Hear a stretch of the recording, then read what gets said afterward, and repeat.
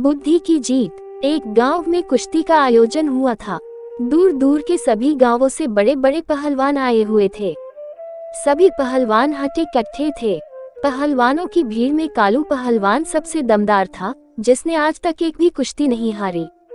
कुश्ती का प्रोग्राम चालू हुआ। बारी बारी से सभी पहलवानों के बीच में कुश्ती हुई। कुश्ती के अंतिम पड़ाव में सभी पहलवानों को कालू से भिड़ना होता था, लेकिन कालू के सामने कोई टिक नहीं पाता था। आखिरकार इस कुश्ती प्रतियोगिता का विजेता भी कालू ही रहा। गांव के सरपंच ने कालू का हाथ ऊपर कर उसे विजेता घोषित कर दिया और इनाम की 5 लाख को स्वीकार करने के लिए मंच पर बुलाया। कालू भरी भीड़ में चिल्लाते हुए बोला कि क्या इस भीड़ में कोई ऐसा बंदा है जो मुझे हरा सकता है? अगर मुझसे जीत गया तो ये 5 लाख उसके, और अगर हार गया तो उसको मुझे 1 लाख रुपए देने होंगे। क्या किसी को ये चुनौती मंजूर है? भीड़ के सभी नौजवान एक दूसरे का मुंह देखने लगे। कोई आगे नहीं आया। किसी को आगे न आता देख कालू हंसने लगा।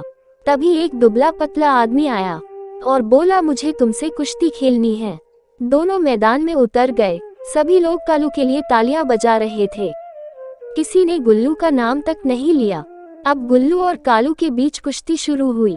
गुल्लू किसी तरह से खुद को बचाकर आगे भाग रहा था। सभी लोग गुल्लू की मूर्खता पर हंस रहे थे।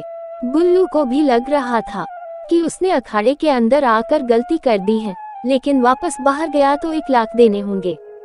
गुल्लू ने अपना दिमाग चलाया और चालाकी से उसको पीछे से पकड़ लिया और कालू को खूब गुदगुदी की। कालू ने किसी तरह उसको छुड़ाया और सामने ले आया। अगली बार जैसे ही कालू ने हाथ उठाया, गुल्लू ने उसके टांगों के नीचे से निकलकर उसकी टांगें खींच दी और कालू गिर पड़ा। भीड़ अब गुल्लू गुल्लू करने लगी। कालू ने अपना होश खो दिया, लेकिन किसी तरह वह खड़ा हुआ। एक बार फिर दोनों आमने सामने थे।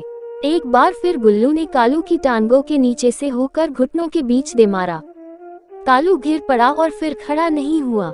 सरपंच ने गुल्लू का हाथ ऊपर किया और उसको विजेता घोषित किया। शर्त के अनुसार गुल्लू 5 लाख जीत गया। कहानी की सीख, बुद्धि के आगे बल को झुकना ही पड़ता है।